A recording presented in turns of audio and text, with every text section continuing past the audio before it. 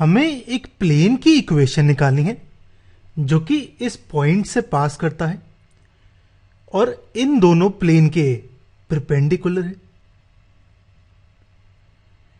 अब हमारी प्लेन की इक्वेशन कुछ ऐसे होगी, जहां पे प्लेन पास करता है x1 y1 z1 पॉइंट से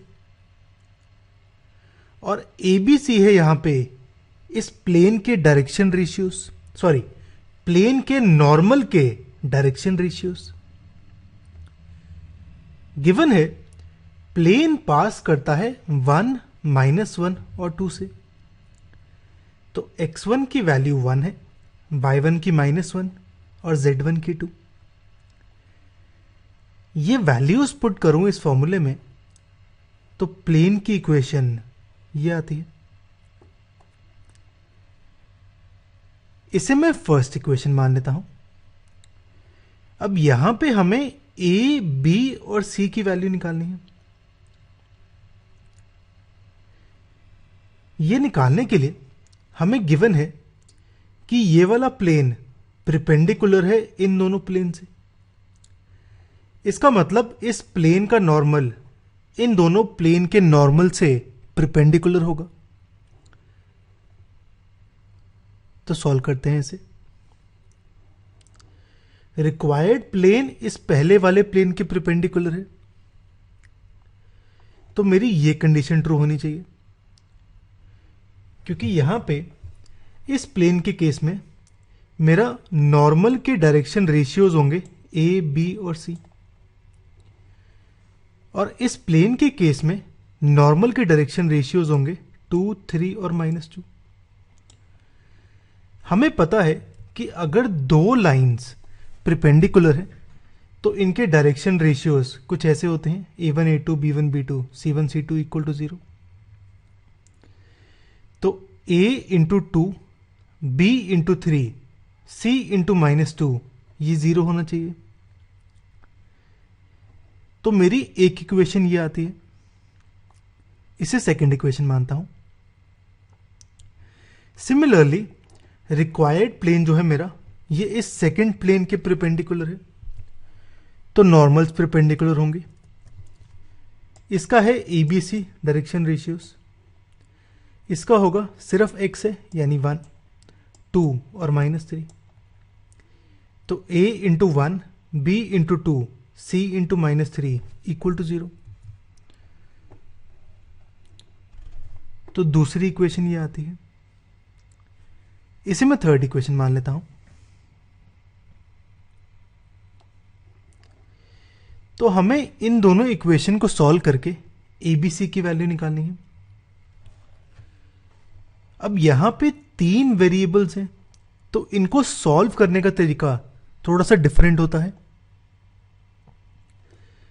हम कुछ ऐसे लेते हैं, पहले जो a से मल्टीप्लाइड है नंबर, जैसे कि इस इक्वेशन में 2 और इस इक्वेशन में 1, उसे लिखता हूं 2 और 1। फिर b वाले से 3 और 2, फिर c वाले से -2 और -3, और फिर पहला वाला रिपीट होता है, 2 और 1 रिपीट होगा। ये नोट करूं, ये तभी होता है जब मेरी राइट साइड 0 हो, यानी 3 एक वेरिएबल्स हो ABC और राइट साइड 0 हो। अब सबसे पहले हम a को सॉल्व करते हैं। a को सॉल्व करने के लिए जो a की चीजें हैं 2 और 1, इसे इंक्लूड नहीं करते, बाकी मेरा ये बच गया 3, 2 -2 -3। तो 3 को -3 से मल्टीप्लाई करता हूं, 2 को -2 से। ये आता है a डिवाइडेड बाय ये चीज 3 इंटू -3, 2 इंटू -2। अब ये इक्वल होगा b के। b के केस में मेरा 3 और 2 है, तो ये नहीं आएगा।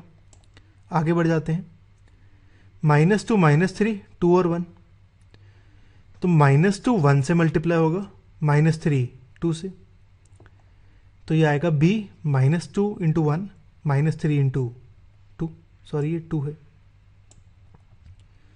अब c का केस लेते हैं। सी के केस में मैं नोटिस करूं ये वाले मल्टीप्लाई हो गए नंबर, ये 4 हो गए हैं, बचते हैं ये 4, तो इन्हें मल्टीप्लाई करता हूं। 2 इंटू 2 1 इंटू 3, तो सी का कुछ ऐसे आता है। इसे सॉल्व करूं